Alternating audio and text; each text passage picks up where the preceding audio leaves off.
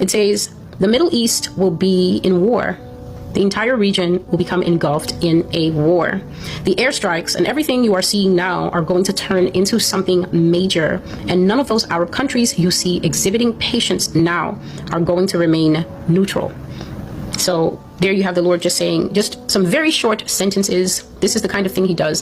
He will say it just to let me know, this is where we are. This is where you are. You need to be mindful, because I'm not one for TV. I have a TV, but it's rarely plugged in, but God will say something just to, it's not so much to pique my interest as it's to say, don't get caught up in the daily work that you are doing. Don't even get caught up in the presentation of the blog so much that you forget that way outside your window, life is happening, and life is marching progressively to an expected end. So this Middle East thing that everyone has labeled Israel, Palestine, or Jerusalem, Gaza, putting categorizations on what is happening so that they can be able to pinpoint where it's happening when they're presenting the news.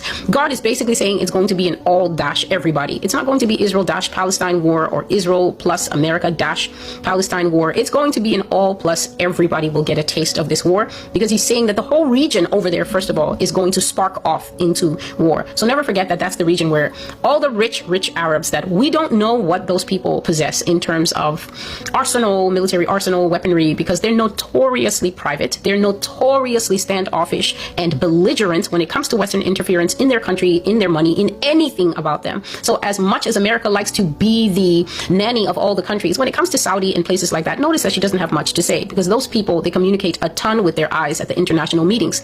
So if that region is going to be engulfed in war, then we're looking at people with long pockets who will not be purchasing weaponry from here. That's for sure. They will not be purchasing weaponry from Israel's backer, which means that they'll be purchasing the things that God has already told you are top of the market, brand new, not yet seen, from the top of the market, brand new, not yet seen purveyors. One of them named China and the other one named Russia. And so that region, God says, is going to go up in a firestorm. Everybody involved, everybody first, I guess you can expect to see them saying things on TV in the same warning tone that President Joe Biden is using now. And God is saying that the airstrikes we were seeing a few months back were definitely a prelude to something so much bigger. And one of the things that will come of it is that not a single Arab country that we saw back then being very patient is going to remain neutral. So that means that America, God is basically telling you that by the time you put your foot in this thing, you're definitely not walking into a neutral region. The soldiers understand better than anybody else what I'm saying. When a soldier is going into an unknown area, he will never go in alone. He will take 6 of his buddies and he will tell them, watch my 12, watch my 330. And he needs to have people at his back also scanning the perimeter while he's responsible for the area that he can see and discern in front of him. Soldiers like to go into areas that are not known hostile areas. But God is saying that that region is going to boil over into war, and not a single Arab country, none of them whom can be really counted you as allies, is going to stay neutral. So in other words, America, you always tell people to stay out of it, but the Arabs will not stay out of it. That's the piece from February the 6th. And then